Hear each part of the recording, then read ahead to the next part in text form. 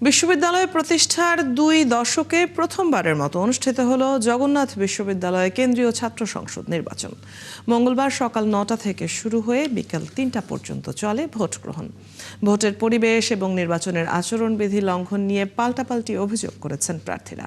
যদিও প্রধান নির্বাচন কমিশনার বলেছেন সুষ্ঠুভাবেই সম্পন্ন হয়েছে ভোট গ্রহণ। জুলিয়া তানহার প্রতিবেদন। উৎসবমুখর পরিবেশে শেষ হয়েছে জগন্নাথ বিশ্ববিদ্যালয় কেন্দ্রীয় শিক্ষার্থী সংসদ জকসু নির্বাচনের ভোট গ্রহণ। মঙ্গলবার সকাল 9টা থেকে ভোট গ্রহণ শুরু হয়ে 3টায় শেষ হওয়ার কথা ছিল। তবে বিকেল 3টার পরেও ভোটারদের দীর্ঘ সারি দেখা যায়। প্রায় 2 দশক পর অনুষ্ঠিত এই ছাত্র সংসদ নির্বাচনে অংশ নিতে পেরে উচ্ছ্বসিত শিক্ষার্থীরাও। শীতের কনকনে সকাল পেরিয়ে ভোট কেন্দ্রগুলোতে শিক্ষার্থীদের উপস্থিতিও ছিল চোখে পড়ার মতো।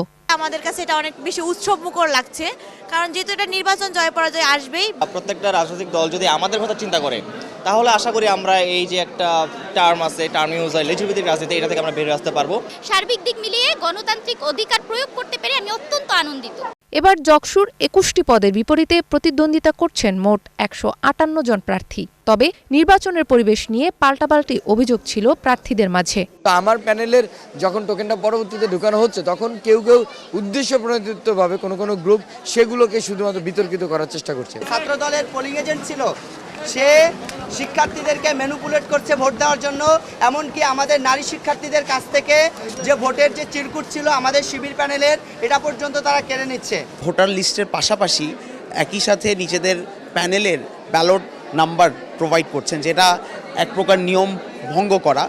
যদিও প্রধান নির্বাচন কমিশনার বলেছেন সুষ্ঠুভাবেই ভোট গ্রহণ সম্পন্ন হয়েছে। সব মিলিয়ে 60 থেকে 65% বেশি ভোট কাস্ট হওয়ার সম্ভাবনা দেখছেন তিনি।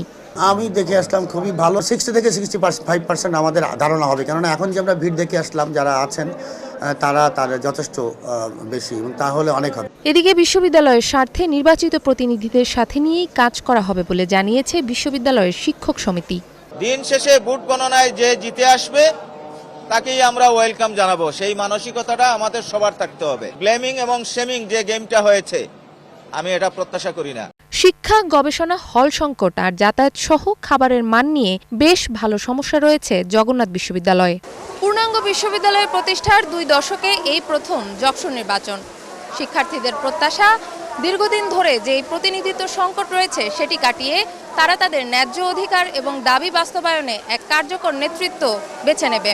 একই সাথে এই নেতৃত্ব বিশ্ববিদ্যালয়ে গণতন্ত্র চর্চায় এক নতুন মাত্রা যোগ করবে বলেও প্রত্যাশা তাদের। জুলিয়া তানহা, 71, জগন্নাথ বিশ্ববিদ্যালয়, ঢাকা।